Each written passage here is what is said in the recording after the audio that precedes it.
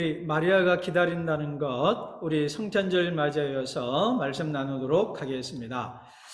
여러분, 우리 교회는 우리 침례교회고, 영어로 하면 자유교회, 프리처치라고 합니다. 그렇기 때문에 이 교회력이라는 것을 지키지를 않습니다. 그런데 교회력이라는 게 있어요. 이게 뭐냐면 1년을 예수님의 전 생애를 맞추어서 살아보는 겁니다. 그래서 대림절이라고 해서 예수님이 오시는 것을 기다리는 시간이라고 되어 있고요. 그 다음에 오늘부터 일주일 동안 성탄주일이 됩니다. 그런 다음에 주현절이 뭐냐면 예수님이 침례받으신 때를 말합니다. 그런 다음에 침례받고 40일 동안 금식일을 하시죠. 그래서 사순절하고, 사순절이 끝난 다음에 우리 고난주일이 있고 부활절이 있습니다. 부활주일이 지난 다음에 성령 강림절이 있고, 성령 강림절 다음부터 성령 강림을 따라서 이제 살아가는 겁니다. 그래서 예수님의 생애에 맞추어서 1년을 그 주기에 따라 살아가는 시간을 우리 교회력이라 그럽니다. 그래서 뭐 성공회라든가 카톨릭이라든가 또 장로교 일부라든가 루터교 같은 경우는 4년 동안 이 교회력을 따라서 설교하게 되어 있습니다. 그래서 A, B, C, D라고 되어 있어요. A 연도에 맞는 본문을 따라서 예배를 드리고 설교를 해요. 그래서 구약 한 본문, 신약 두 본문을 예배 때 항상 읽게 되어 있습니다. 그리고 그 본문들 4본문이 있는데 그 4본문 중에 하나를 설교하게 되어 있습니다. 그런 식으로 이렇게 돌아가고요. 그 다음 B연도, B주기에 따라서 갈 때는 그게 맞는 본문들이 있어요. 자, 그리고 목사님들이나 사제들이 설교할 때는 대림절에 맞는 색깔이 있습니다. 그리고 성탄절 색깔이 있고요. 그래서 여러분 장로교나 우리 캐톨릭 사제들 보면 이게 가운에 색깔 그 후드가 있죠? 그 후드의 색깔이 절기에 따라서 바뀝니다. 그렇게 해서 그 초도 달라요. 촛불의 색깔도 다릅니다. 그리고 나와서 항상 이게 불을 켜요. 그리고 불을 붙이거나 불을 켜면서 거기에 맞는 색깔이 있습니다. 양초의 촛불에. 그런 식으로 해서 좀 교회력에 따라서 예배를 드립니다. 여기서 갖고 있는 장점도 있죠. 그래서 좀 예배가 좀 신성해 보이죠. 좀 거룩해 보이고 그렇게 좀 아름답기도 합니다. 근데 오늘 우리 현대개신교같이 상가에서 예배드리는 이런 교회들은 그것을 흉내내기에는 좀 벅찬 면이 있습니다. 어쨌든 이게 상당히 의미가 있습니다. 근데 우리 교회는 성경 본문을 따라서 가는, 사실 초대교회는 본문을 따라갔기 때문에 그걸 부정하자는 게 아니라 이게 더 맞다 싶어서 우리는 교회력을 따라서 예배드리지 않습니다. 근데 그렇지만 가끔 이게 의미 있는 때가 있습니다. 그래서 제가 오늘 요 얘기를 하고요.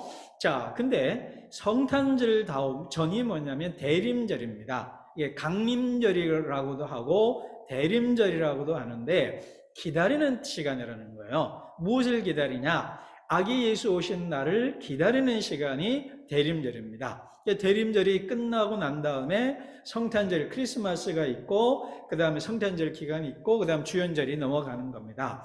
그런데 제가 성탄절을 맞이하면서 대림절 이야기를 하는 이유가 있습니다. 무슨 말이냐면 자, 팬데믹 시간하고 연결되기 때문에 그래요. 여러분 처음에 팬데믹 왔을 때 2020년 제 기억에 이 플래너를 보면 20년 2월 달에 본격적으로 20년 초에 그 전에 이제 좀 외국 소식이 들리다가 우리 뭐 갑자기 1호, 2호, 3호 나오고 신천지에서 사건 터지면서 전국적으로 번지는 게 내 기억 다이어리에 의하면 20년 2월 중순이었습니다.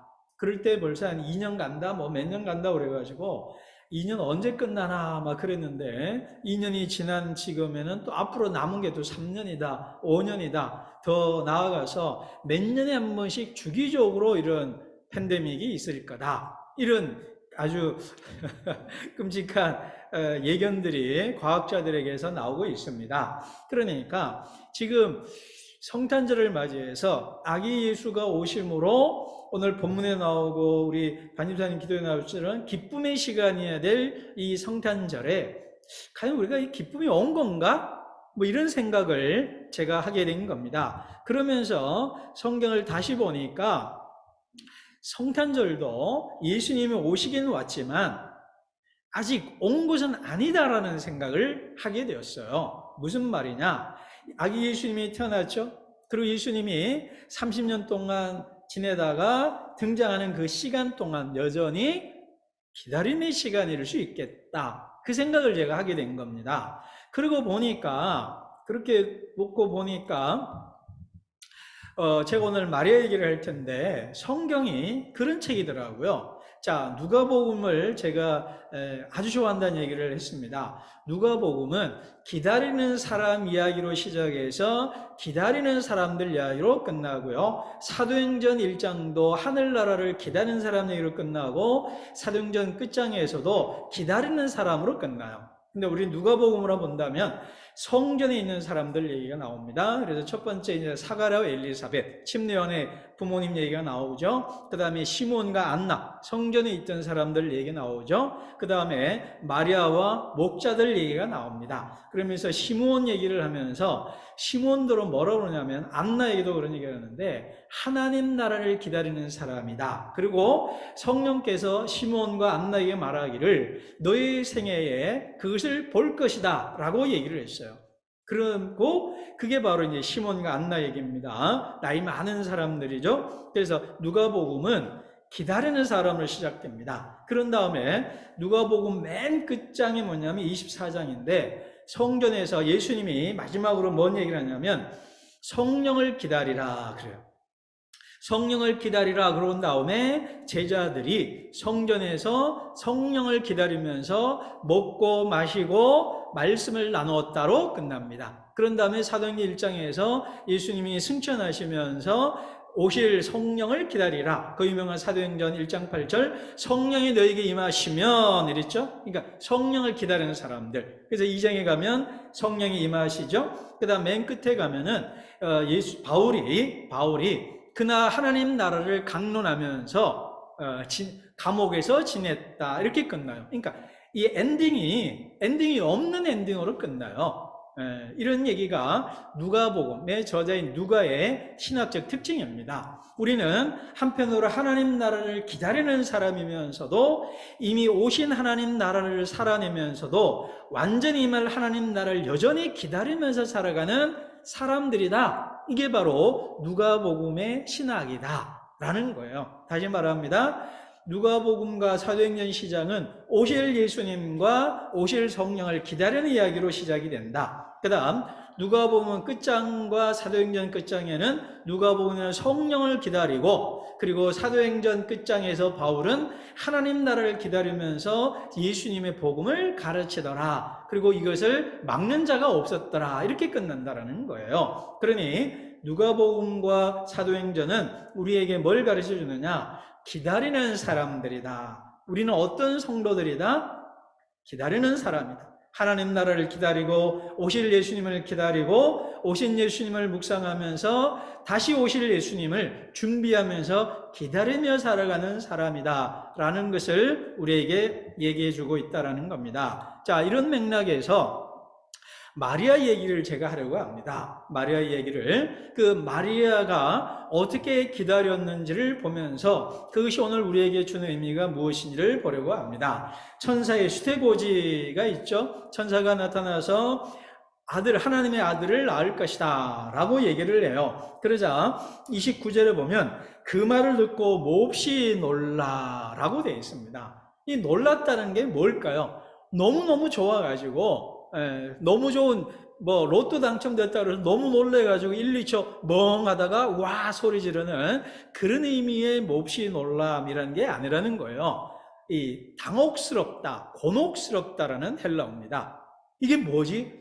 그러니까 이게 두렵다라는 의미를 담고 있습니다. 그러니까 여러분 알다시피 처녀가 결혼하지 않은 약혼한 상태에서 약혼은 이미 정혼한 상태는 이스라엘 문화에서는 사실상 결혼한 걸로 봅니다. 이미 결혼했는데 남자와 얘기 나오죠. 남자를 알지 못한다 이 말. 그러니까 결혼했지만 동침하지 않은 여성이 아들을 낳았다는 것은 극단적인 경우에 학자들에 의하면 돌로 쳐서 죽인다는 것은 너무 극단적이고 예외적이라고 봐요. 여러분 우리 가끔 인도라든가 아랍에서 가끔 이렇게 코를 벤다든가 진짜 죽이는 경우가 있죠. 그런 거는 극단적 근본주의자들에게서 예외적으로 이례적으로 일어나는 일이지 자주 일어나는 일은 아니거든요. 그러니까 이 시대도 마찬가지입니다. 진짜 그렇게 될 가능성은 항상 상존하지만 그렇게까지는 안 가요. 그렇지만 그 공동체에서 엄청난 핍박을 받고 축출당하고 쫓겨나는 것은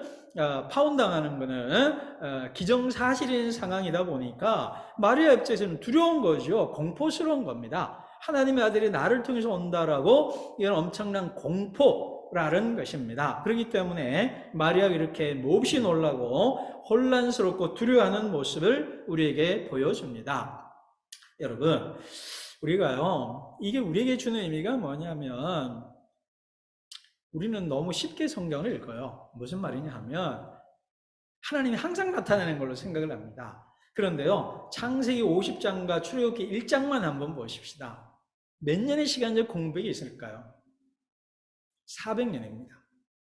요셉이 죽고 난 다음에 모세의 시기까지 연도를 하면 400년입니다. 지금으로부터 400년 전은 언제인가요? 제가 죄송하지만 블레이드 러너 그 해리슨 포드가 나오는 블레이드 러너를 감동적으로 본 게 기억나는데 그때가 묵시로적 상황이잖아요. 근데 이게 2010년도입니다. 근데 지금 2021년이잖아요. 22년 맞이하고 있잖아요. 아마 우리 앞선 세대 사람들은 조지 오웰의 1984 얘기했을 거예요. 1984는 막 조지 오웰이 그 소설을 쓸 때 1984는 정말 멀고도 먼 미래에 했는데 그 영화 그 소설 1984를 지나버렸잖아요. 여러분 1984 모르죠? 이 이후에 태어난 사람 있잖아요. 그죠? 근데 여러분 이 400년이나 비어 있다라는 거예요. 또 아브라함도 마찬가지입니다. 60세에 부름받고 아들이 태어난 시기까지 해서 약 50년, 60년의 시간이 걸려요.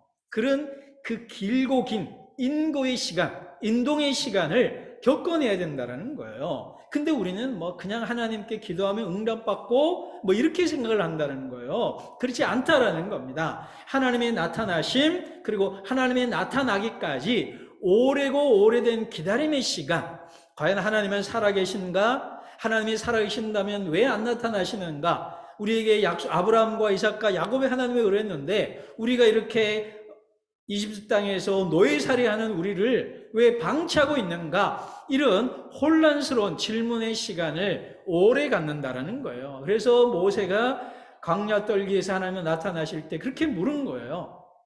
당신 누구냐? 이 말을 물은 게 그거입니다. 그렇기 때문에 우리가 기다린다라는 것은 두려운 시간, 혼란스러운 시간, 기존에 알고 있던 하나님과 우리가 성경에서 읽었던 하나님과 내 눈앞에 목도는 현실 사이에 괴리가 있다는 거예요. 성경의 하나님은 나타나신다고 그랬는데 내가 보고 있는 현실은 전혀 그렇지 않는 어긋남의 시간을 우리는 견뎌내야 된다는 겁니다. 이것이 바로 기다린다는 것의 의미인 것입니다.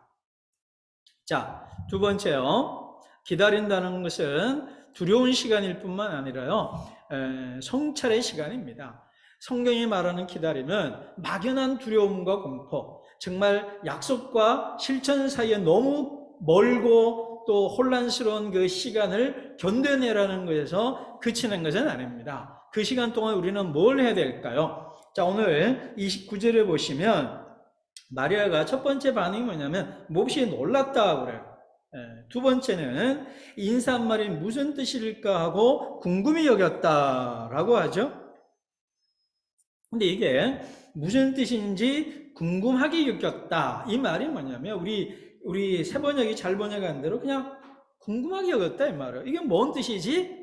무슨 뜻인지 물었다라는 거예요. 이건 그냥 단순히 앉아가지고 골똘히 생각하는 자세가 아니고요. 당황스러운, 공포스러운 생각이라는 말도 된다고 그랬습니다. 그러면서 또 한편으로요, 이 단어가 논쟁했다라는 뜻도 있습니다. 그 말은 뭐냐면 마리아의 내면 안에서 격렬한 고민과 이 논쟁이 있었다는 거예요. 이거를 받아들일 거냐 말 거냐, 이게 진짜냐 가짜냐, 뭐 이런 것들이 계속 그 안에서 불일 듯이 아주 불같은 논쟁, 토론이 벌어졌다는 거예요.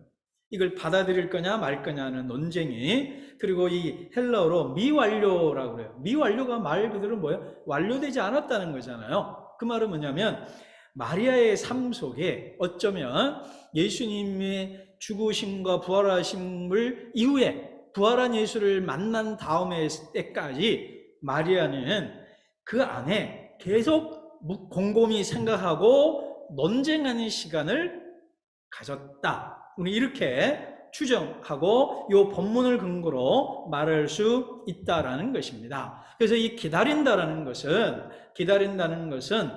논쟁하고 성찰하고 생각하는 시간이라는 것입니다. 그래서 여러분 그 사랑과 기계의 차이를 한병철 교수의 시간의 한계라는 책에 이렇게 나와요. 사랑과 기계의 차이가 뭐냐? 기계는 머뭇거리지 않는다라는 거예요. 기계는 머뭇거리지 않는다 이 말입니다. 사람은 머뭇거려요. 예를 들면 기계가 돌아가다가 사람의 손이 끼었어요. 아, 멈춰야 되겠다. 아, 이 사람은 사람이구나. 이 그동안 들어온 강철이 아니구나. 생각하지 않는다라는 거예요. 근데 사람은요, 머뭇거린다는 거예요. 주저한다는 거예요. 해야 되나 말아야 되냐, 옳으냐 그르느냐 성찰한다는 거예요. 그래서 사람과 기계의 차이가 바로 여기에 있다는 거예요. 그러면서 한병철 교수가 뭐라 그러냐면 사색의 능력을 완전히 상실한 인간은 일하는 동물로 전락한다. 이거는요, 소크라테스 한 말에서 깨어내요. 성찰하지, 반성하지 않는 사람은 사람이 아니다. 톨스토이도 그랬죠. 자기 자신을 반성하지 않는 사람은 동물이다라는 말로 아주 직격탄을 날려요. 그러니까 이 인간이 된다는 것은 사람이 사람답다는 것은요, 머무르고 주저하고 해야 되나 말아야 되나 이런 고민하는 존재라는 거라는 겁니다. 인간이 사람이라는 거는요. 그래서 한병철 교수가 이런 말을 해요. 기다림은 특정한 뭔가가 올 것이라는 계산이 아니다. 오히려 기다림이 가리키는 것은 어떤 형태의 계산으로도 포착할 수 없는 것과의 관계라는 거예요. 그러면서 이 한병철 교수가 하이데거를 인용하면서 뭐라고 그러냐면 기기의 소음이 멈출 때 하늘의 음성이 들린다 이런 거예요. 제가 이게 이 말을 왜 인용하고 얘기했냐면 제가 이제 요즘 혼밥도 하잖아요. 혼밥도 할 때 항상 특징이 있어요. 점심 때 항상 이때 유튜브를 보거나 넷플릭스 영화를 조금씩 봅니다. 밥을 먹으면서. 그러니까 이게 밥을 제대로 음미하지도 못하면서 영상을 제대로 보지도 않으면서 그러고도 책을 읽고 계속 그러니까 요즘 유명한 말 멍 때리는 시간이 없는 거예요. 잠시 좀 본 것을 성찰하는 시간이 없이 계속 기계처럼 계속 눈에 뭔가가 정보가 들어오는 거예요. 그러니까 피곤하기만 하고 뭔가 했는데 한 것이 없는 시간을 내가 보낸다는 것을 자주 느껴요. 그래서 요즘 안 본다고 하는 게 아니라 안 보려고 노력을 합니다. 확실히 달라요. 그리고 일어나서 이제 산책하고 걷고 그런 것이 내 자신을 풍성하게 한다는 것을 경험합니다. 그러면서 한병철 교수가 시간의 한계라는 책에서 뭐를 그러냐면 요즘은 속도 시대라고 그러잖아요. 빨리빨리 끊임없이 얘기하는 게 뭐냐면 시간의 한계. 그 말은 뭐냐면 머무를 줄 알아야 된다는 거예요. 가만히 있으라는 거예요. 그러면서 인간은 기계가 아니기 때문에 생각해야 된다는 거예요. 그래서 인간은 활동하는 인간이 아니라 성찰하는 존재라는 거예요. 그러니까 인간이 뭐냐? 노동이 인간을 인간답게 하느냐? 성찰이 인간답게 하냐라고 이게 갈등 논쟁이 있어요. 근데 우리 중세 그 수도원에서는 기도하라, 노동하라 이렇게 되어 있어요. 근데 순서가 중요합니다. 뭐부터 해야 돼요? 기도부터 하라는 거예요. 머물러 있으라는 거예요. 가만히 있으라는 거예요. 그러면서 한병철 교수가 크리스찬은 아닌 것 같아요. 모르겠습니다. 그래서 묵상하라는 말을 해요. 묵상하라는 거예요. 이 묵상의 특징은 뭐냐면 아주 작은 본문을 한 구절도 넣고 5구절도 넣고 좋은 책이나 무엇인가를 넣고 곱씹으면서 되새김질하는 시간입니다. 이 철학자도 얘기한다는 거예요. 근데 이 마리아도 뭐냐면 바로 묵상했다는 거예요. 이 말은 요 누가복음에 자주 나와요. 예수님이 자기를 미쳤다고 찾아오는 사람들에게 말했을 때, 그리고 12살 됐을 때 성전에 갔을 때 성전에서 제사장들하고 랍비들하고 토론하죠. 그러니까 너 왜 얘기했니? 그러니까 예수님이 뭐라고 그래요? 내가 아버지 집에 있어야 될 줄을 모르셨습니까? 라고 말을 해요. 그러자 마리아는 그 말을 마음에 두었다, 이런 말을 합니다. 그러니까 마리아는 묵상하는 사람의 대변자고 대표자인 거예요. 천사의 말을 마음에 두고 늘 묵상을 했고 아들 예수의 말을 묵상하던 사람이 마리아라는 것입니다.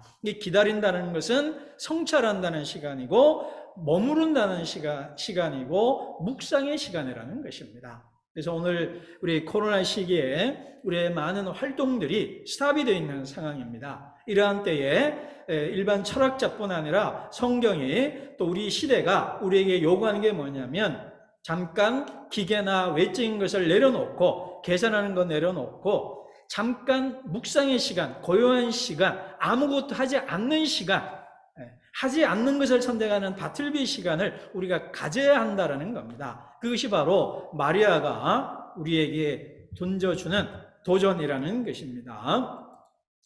자, 세 번째는요, 그렇지만 뭔가 하지 않는 것으로 그치는 건 아니에요. 막연한 두려움 속에서 인내 시간을 가져야 된다는 거죠. 근데 그 시간에 뭘 하냐? 묵상해야 된다는 거예요. 그러나 그것으로 끝나는 게 아니라는 겁니다. 재밌는 거는 38절에 천사가 마리아에게서 떠나갔다, 마리아가 일어나 엘리사벳을 찾아갔다, 이렇게 되어 있다는 거예요. 여러분, 우리 삶이 어때요? 우리 그냥 전통적으로 말하면 주일은 천사와 만나는 시간이죠. 천사를 통해서 하늘 음성을 듣는 시간이에요. 그러나 예배를 끝나고 돌아가는 시간은 뭐예요? 일어나서 엘리사벳을 찾아가는 시간이라는 거예요. 엘리사벳을 찾아갔다는 게 무슨 뜻입니까? 이미 천사가 얘기했거든요. 마리아가 무슨 일, 그런 일이 있습니까? 그랬더니 마리아가 증거를 내죠. 아니야, 네가 알고 있는 친척 엘리사벳에게서도 이런 일이 있었어. 다르죠. 그쪽은 불임의 여성이었다면 이쪽은 미혼의 여성이고, 그쪽은 자녀를 기다리는 사람이었고 이쪽은 자녀를 기다리면 안 되죠. 지금 상황에서는 그런 대조가 분명하긴 하지만 불가능하다고 생각했던 엘리사벳에게서 아이를 가졌다. 그래 너에게도 불가능하지 아니하다 라는 얘기를 해주죠. 그러자 마리아가 엘리사벳을 찾아 방문합니다. 그러면서 무엇을 해요? 그 일이 가능하다는 얘기를 듣는 거잖아요. 그리고 동병상련의 두 여성이 만나 서로 간증을 하고 서로 위로해주고 격려를 해주는 거예요. 그러니까 마리아는 천사의 음성을 묵상하면서 마리아의 삶을, 엘리사벳의 이야기를 듣고 목격하면서 경험담을 들으면서 위로와 확신을 갖게 된 것이다 라는 얘기입니다. 그래서 여기에 뭐냐면 우리 도반이라고 그래요. 이건 사실은 이제 불가에서 쓰는 단어입니다. 불가, 도자죠. 반자는 동행한다는 뜻입니다.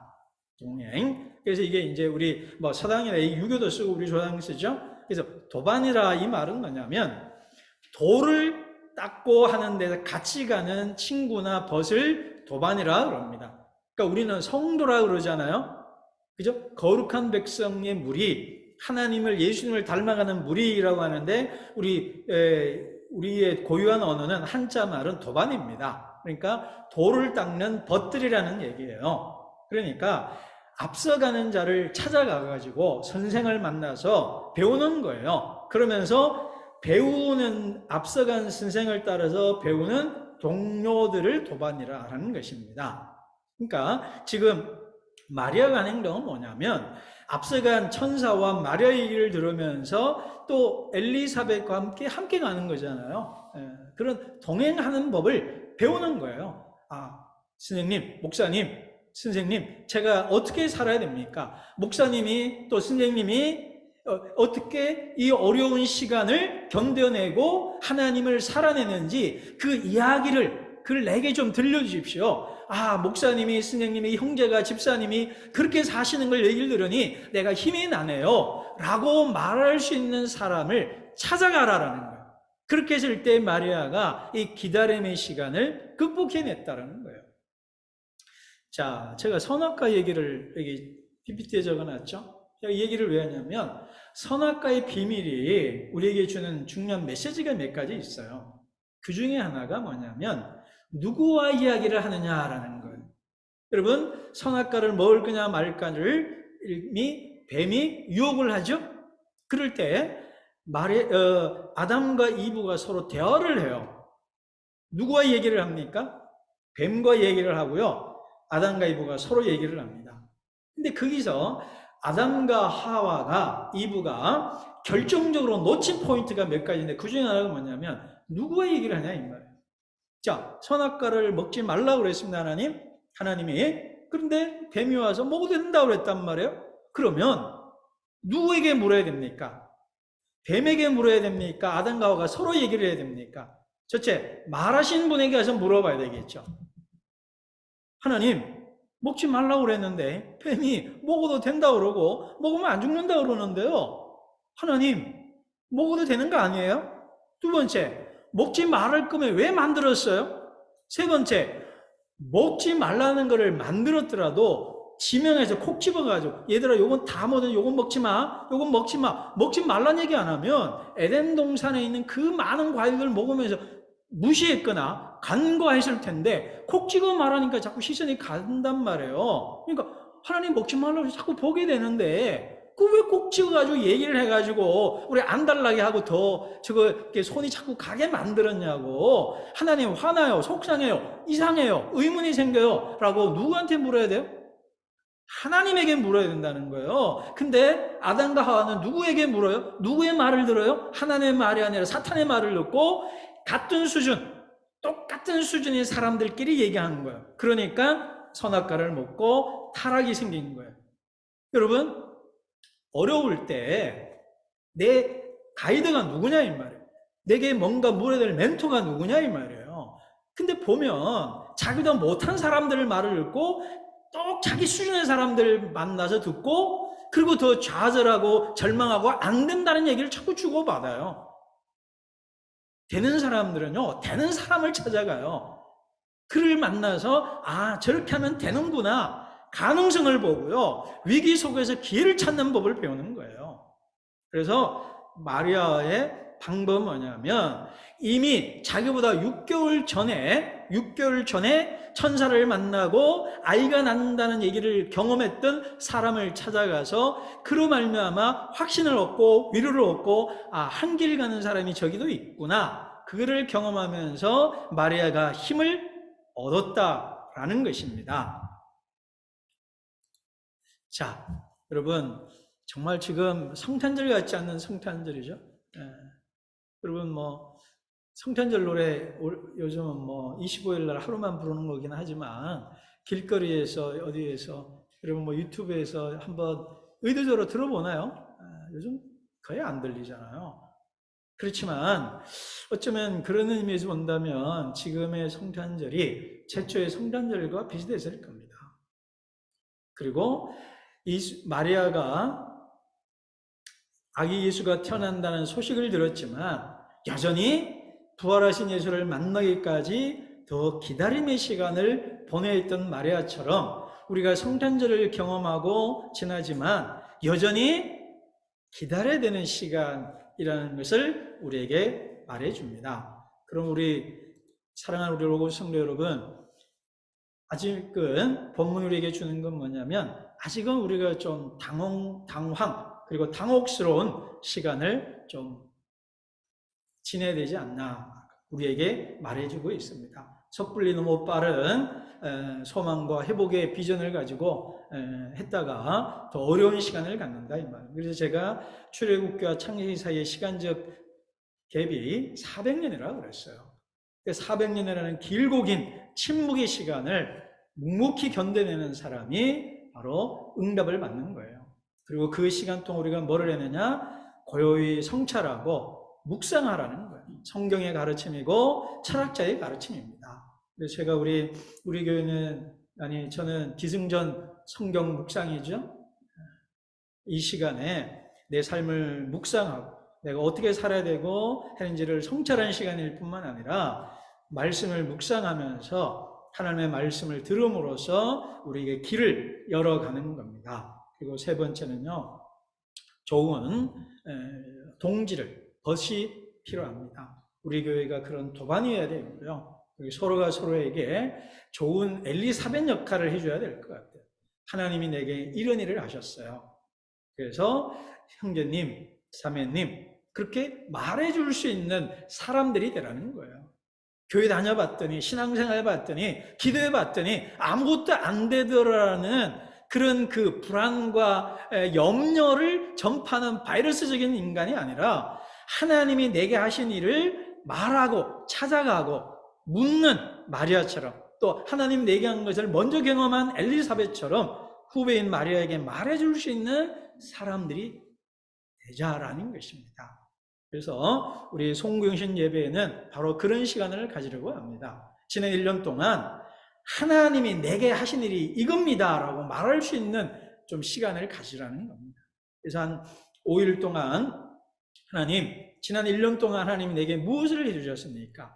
그것을 마리아처럼 엘리사벳처럼 간증할 수 있는 시간. 그래서 내년 한 해를 기다리면서 힘들고 어려운 시간이 있겠지만 그 어려운 시간 속에서 내가 묵상하면서 하나님이 행하신 일을 말하고 간증하고 이야기거리가 있는 사람, 말할 거리가 있는 사람, 간증할 거리가 있는 사람이 되는, 그걸 다시 한번 짚어보는 시간이 되면 좋겠습니다. 사랑하는 성도 여러분, 한 해를 마무리하고 또 성탄절을 지나면서 던지는 교훈은 묵상하는 성도들이 되자, 그리고 하나님이 내게 하신 것을 간증하고 말할 수 있는 마리아 같은, 엘리사벳 같은 사람이 되자, 이것이 오늘 성탄절 기다린다는 것의 의미의 최종 결론입니다. 마리아처럼 엘리사벳처럼 성탄절을 지내시고 살아가는 저 여러분 되기를 주님의 이름으로 축복합니다.